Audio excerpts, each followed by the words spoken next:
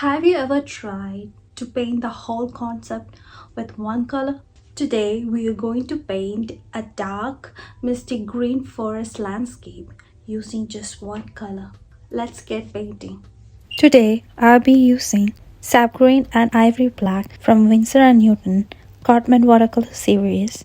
I mixed them both together to create a dark hue. Now I'm diluting the hue with water. The more water you add, the lighter the value will be. In watercolor, most importantly, we don't add physical white to lighten the value. I have linked the video over here where I explained about why physical white is not used in monochromatic paintings. Please do check out. Let's start with the background. To create the illusion of depth, we'll use the lightest value of the hue.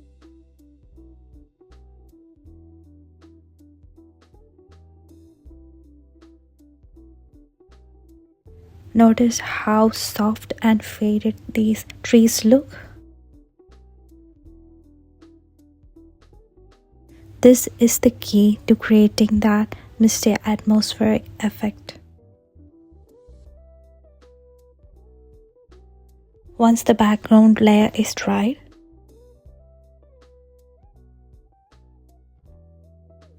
we'll add trees in the midground using a slightly darker value.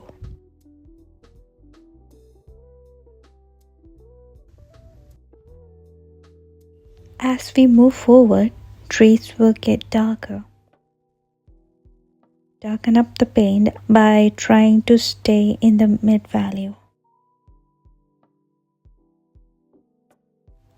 Here, layering is the key that allows us to create the depth while keeping the transparency of the paint intact.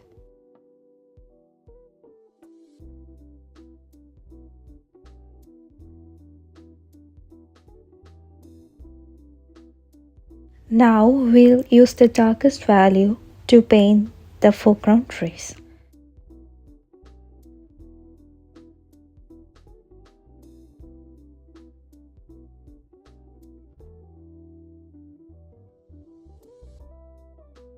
These trees will have more details and contrast to draw the eye.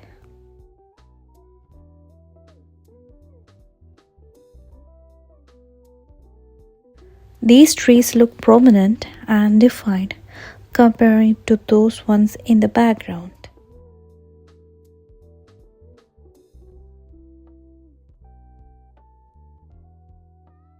To enhance that misty look, I'll be gently blurring out the edges of the midground trees with a clean damp brush.